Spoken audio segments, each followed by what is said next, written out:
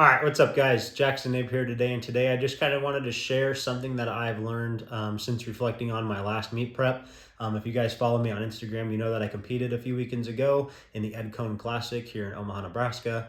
And I only benched. If you follow me on YouTube, watch some videos, you'll know that I tore my adductor, and so I wasn't really able to squat or deadlift, so I just benched.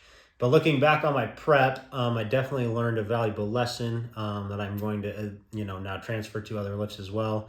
And I remember hearing Dave Tate talk about it once upon a time, whether it was on a podcast or an article, YouTube video, or whatever.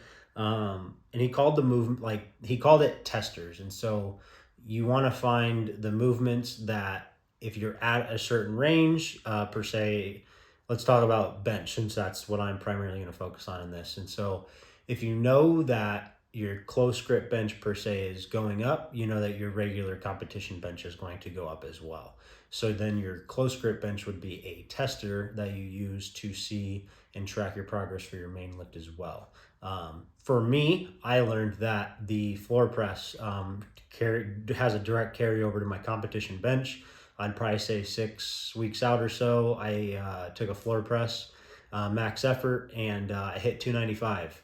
And then I ended up hitting 295 in comp. And so I now know that the floor press is a tester for me, and I can use that to kind of gauge my bench progress without having to accumulate, per se, more mileage from my competition bench.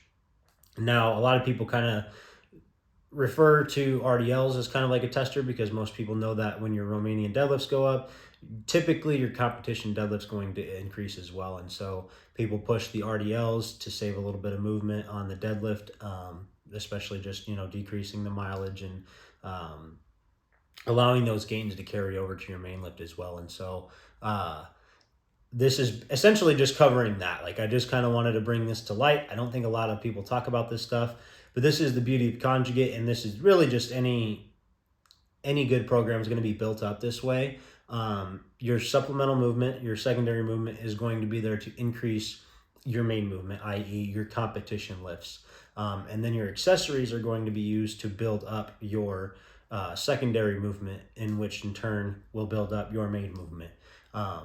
This is why accessories are extremely important, and why you need to take them serious, and why you need to push them as well. Hitting PR accessories is important in your training, and something that you should strive to do almost every time that you step into the gym. That can get a little funky, but it is what it is. You need to know what, therefore you need to know what movements, or your accessory movements, are going to increase your secondary movements. So for me, the journey now is figuring out which movements I can progress accessory wise are going to increase my floor press, because then I know that my floor press is going to have direct carryover to my competition bench. So you can definitely, this is easily applicable to anyone's training. You can just start seeing like, hey, if my shoulder press goes up, my bench goes up. I'm just throwing out random examples. I have no idea if that's going to have direct carryover to your lift or not.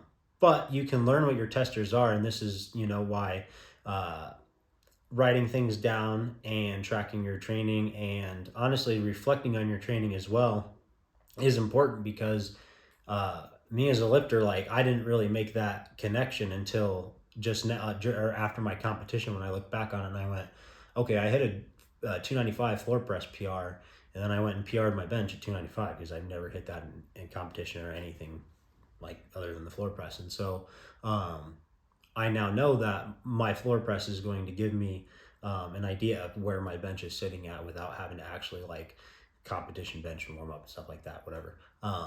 So like I said, this is easily applicable to your guys' training. You can start looking at what movements are going to start building your main movements, or which ones have pretty much similar carryover, and then you can start finding movements that are going to build up those secondary movements as well, without having to accumulate all the volume from a secondary movement. Because typically a secondary movement is going to be a compound lift, or something that involves almost your whole body to use in some form of fashion. So it's going to put some wear and tear on your body. And so then finding the accessory movements, single joint movements and stuff like that, that build up those secondary movements, will definitely help increase your main movements. So I know it's kind of just a rumble jumble, saying the same shit over and over for probably the last 6 minutes, but this is just some valuable information that I learned myself, like I said, from this past meet, reflecting on it, that I wanted to share with you guys, so that you guys can put this into practice into your training. So If this helps, let me know. If you have any questions, shoot them down below.